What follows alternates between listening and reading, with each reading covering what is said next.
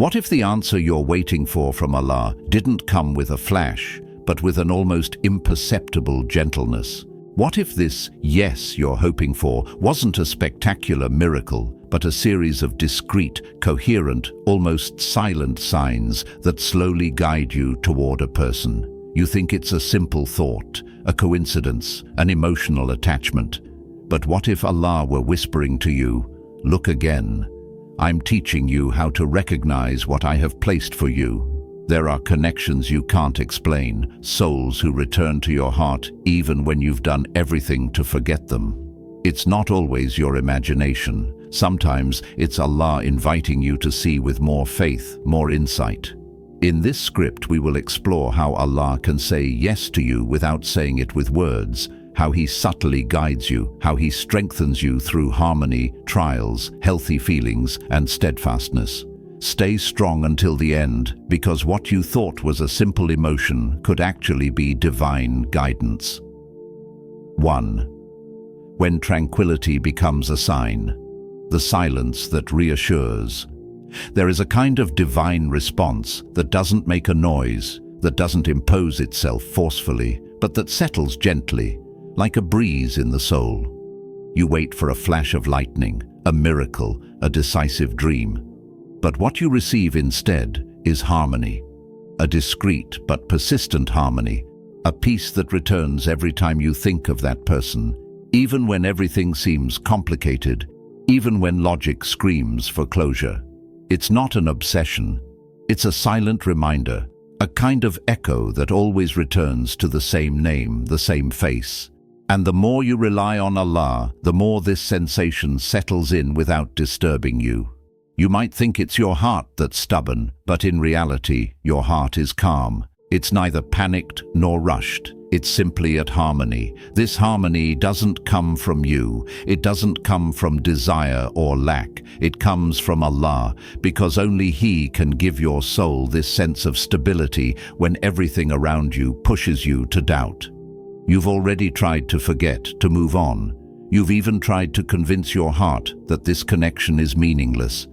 But despite all your efforts to extinguish it, this light remains lit, dim at times, but always present. Perhaps it's because this light isn't yours. Perhaps it comes from above. Allah doesn't always speak with miracles. Sometimes He speaks with constancy. You know that this person doesn't trouble you. On the contrary, when you mention them in your dua, it's not with confusion. You're not overwhelmed with sadness. You are simply present, authentic. You speak to Allah about this person as you would about something precious that you neither want to lose nor idolize. You forgive. You submit. You say, "Oh Allah, if it is good for me, then make it easy. If it is not for me, then turn me away with harmony." But despite this, your heart remains turned toward them, not with relentlessness, but with a strange stability. And that's when you understand it is not emotion that guides you. It is Allah who does not let you go.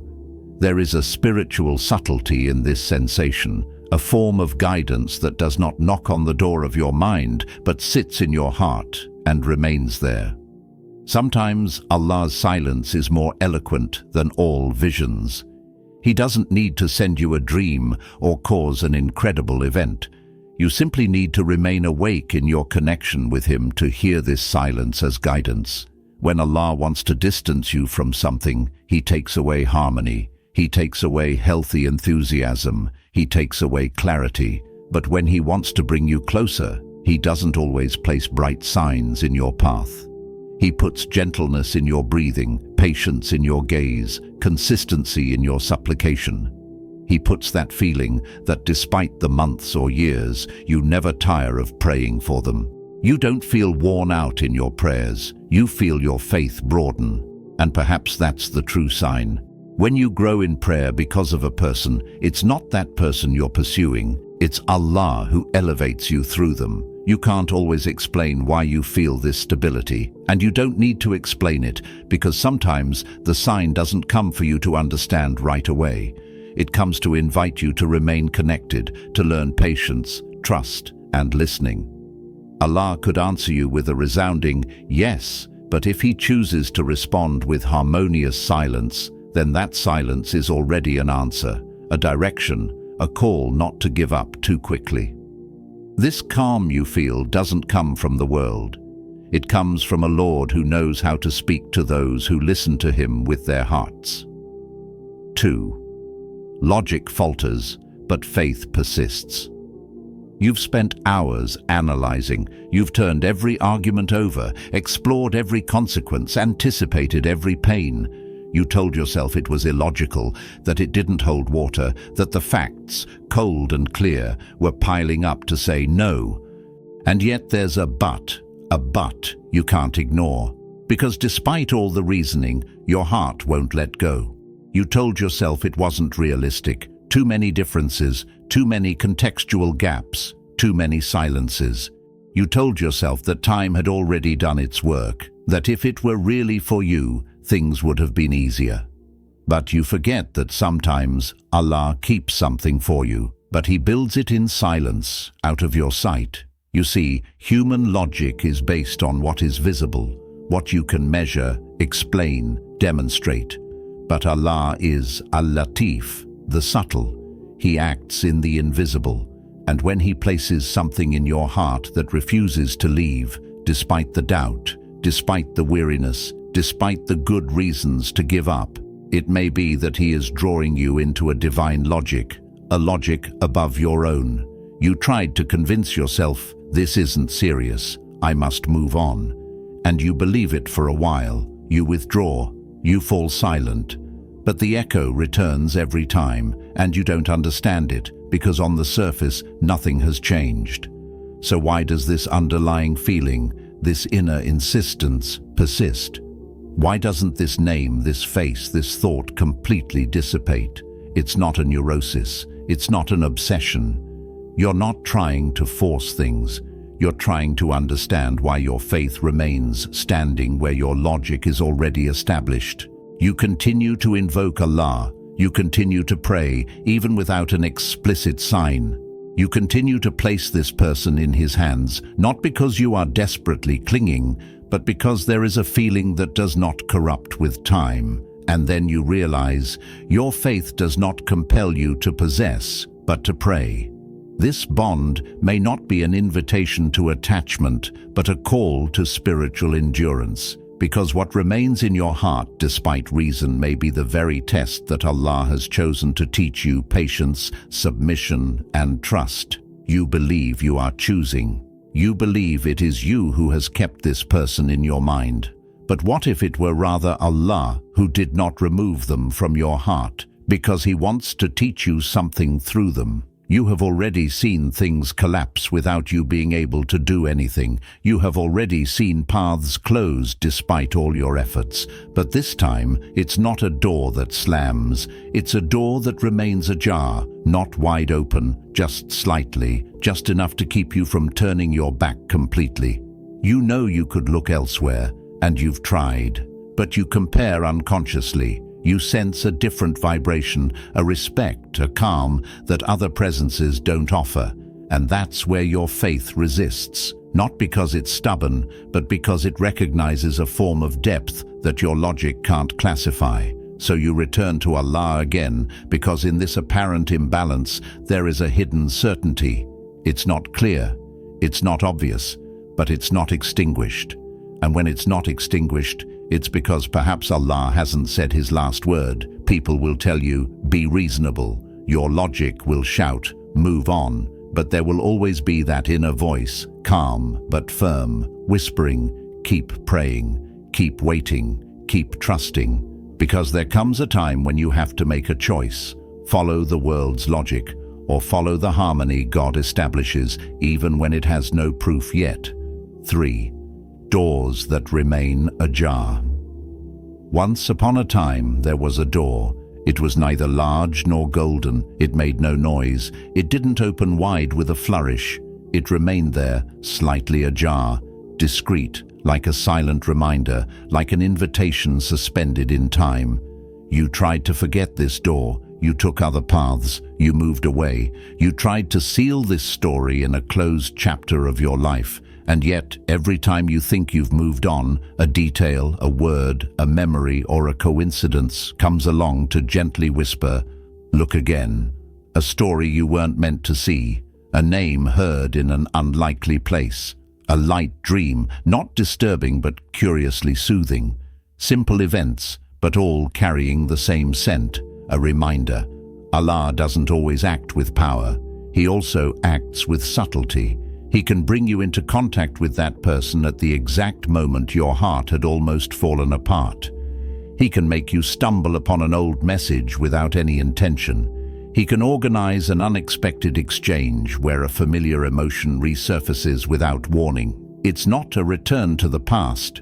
Perhaps it's a reminder from above that this page doesn't have to be turned forever. You know that parable of the gardener who plants a seed and waters it every day without seeing any change. He continues, despite the dry soil, despite the apparent sterility, and one day, without warning, a stem appears. Tiny, fragile, but very much alive.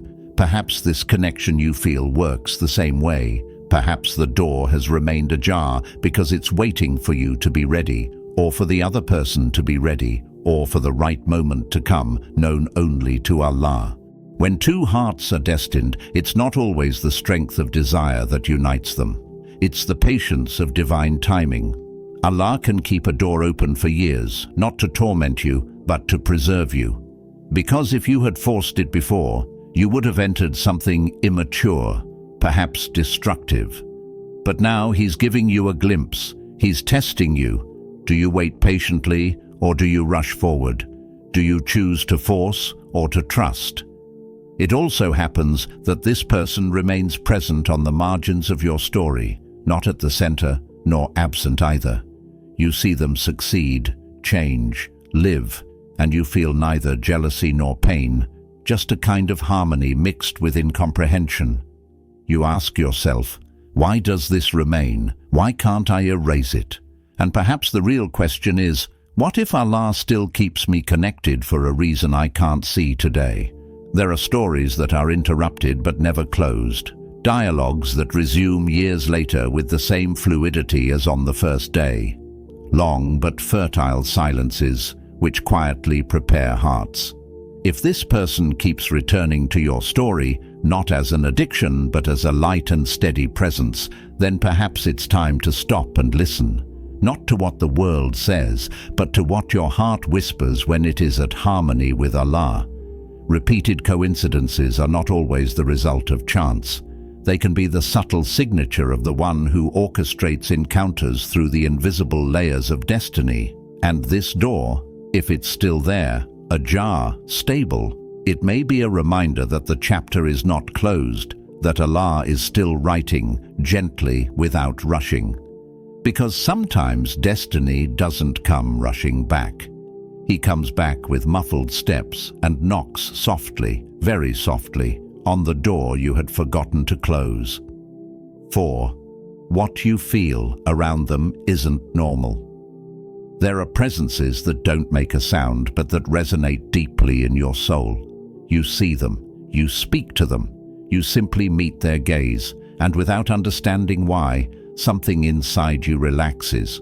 You breathe easier, not because you're in love, not because they flattered you, but because your soul calms down, as if recognizing a familiar echo, a vibration that comes from a place greater than yourself. It's not accidental. It's a sacred effect. This kind of harmony can't come from a human being alone. It's placed there by the one who knows what your heart needs. Have you ever felt that? That feeling that you don't have to pretend, to shine, or to seduce. That you can be vulnerable without being judged. That you can talk about your fears, your wounds, and instead of feeling weaker, you feel lighter. That's not just human understanding, it's mercy circulating. There are people who are like inner gardens. You enter their presence, and even without words, you feel your chaos begin to sort itself out. You become gentler. You feel the need to pray, to apologize to Allah for the things you've been pushing away. You want to heal. You want better. Not because of an order, not because of emotional blackmail, simply because their existence inspires you to return to the sacred roof of your soul. And that's anything but banal. It's not a simple physical or intellectual attraction. It's an invisible transformation, a spiritual alchemy, a phenomenon that only those who pray can truly feel. Allah brings you closer to someone, not to fill a void, but to align you with another level of yourself. You don't feel this calm everywhere. On the contrary, many connections in your life tire you, exhaust you, draw you into doubt or turmoil. But around this person, there is a silent light. And this light doesn't come from them. It comes from what Allah produces in you through them. You become more honest. You want to be transparent. You want to repair what is broken within you, not because you were told to, but because this connection acts like a mirror. A mirror that doesn't reflect your flaws to hurt you, but reveals your hidden spiritual beauty, the one you had forgotten, the one your Creator has always seen in you. Sometimes this person doesn't even realize the impact they have. They think you're exchanging ordinary words while your heart is experiencing a gentle revolution. And you can't explain this to those around you, because what you feel is beyond words. It's something between you and Allah.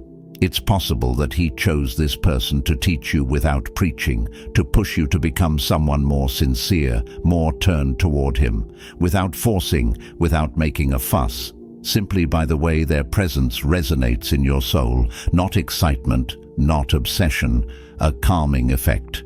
And this calming effect, when it's real, never lies. You know it's not normal because it's not humanly explicable. You haven't checked any boxes. You haven't done any calculations. It's something pure, something that benefits your connection with Allah, something that reminds you that the love that leads to God is the only one worth nurturing. What if what you feel around them isn't a coincidence? What if it's Allah gently telling you, "This is the mirror I have chosen for you"? 5. When Allah tests you to confirm your truth. There comes a time in your journey when Allah doesn't respond with closeness, but with separation. And this is often the most misunderstood phase. You have prayed sincerely. You have sought signs with purity. You have shared your intention with respect. And what you receive is silence, distance, misunderstandings that make no sense. And you ask yourself, why now?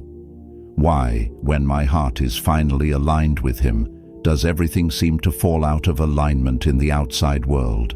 But this is where the test begins, a test that only Allah can orchestrate with such precision. Because Allah's true yes doesn't always look like an immediate reconnection. Sometimes it's the opposite. He distances you from what you desire to purify your intention. He takes you across the desert before showing you the oasis.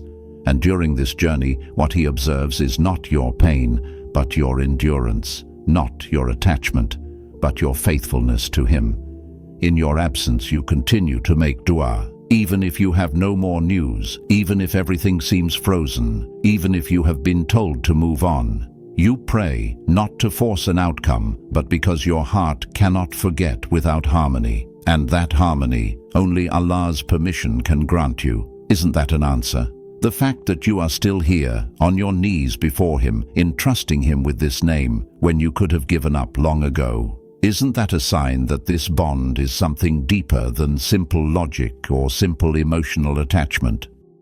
Allah tests the purity of a love by distancing it from you, to see if your heart remains pure even without immediate reward. And if in this distance you do not fall into resentment, you continue to respect this person's name, even in silence. You refuse to sully what was sacred to you. You continue to act with nobility, even in frustration. Then you may be passing a spiritual test that many fail out of haste. Allah wants to know, will you love Him enough to wait for Him? Will you choose Him instead of giving in to your impatience? Will you trust Him even when you understand nothing? It is in these moments that the bond is refined. You no longer see it as a possession to be obtained, but as a sacred trust entrusted to your heart. You understand that this is not the person you desire at all costs. It is what this person represents in your bond with Allah. A reminder, a mirror, a catalyst for faith. And that is beyond all human expectation. Make no mistake, Allah does not send you silences to punish you. He sends you silences to elevate you, so that you may learn to choose Him even when your heart weeps, so that you may discover that the strongest love is not the one that obtains everything, but the one that remains sincere even in the void.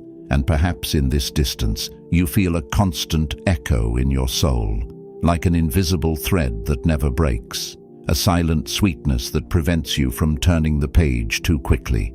It's there, discreet but profound, a feeling that it's not over yet. Perhaps this yes is not a cry. It is not a sudden encounter, nor a clear message. It is this endurance that you develop, this faith that you protect, this respect that you maintain. And Allah sees all this. He hasn't forgotten you. He's just checking, are you ready for what I have prepared? If your heart recognized itself somewhere in this message, it may not be a coincidence. It may not be just a beautiful word. It may be your soul finally hearing something that Allah has been trying to show you for a while. So don't take these signs lightly. Stay connected to Allah. Continue to supplicate. But above all, pay attention to what your heart feels in His presence when you think of this person. Sometimes the answer doesn't come with certainty, but with direction, and Allah is the best of guides. If this message touched you, share it with someone who might need this light. Leave a comment, tell me how you feel, save this video, and above all, come back to it whenever you have doubts. Allah still speaks, but often He whispers. Learn to listen.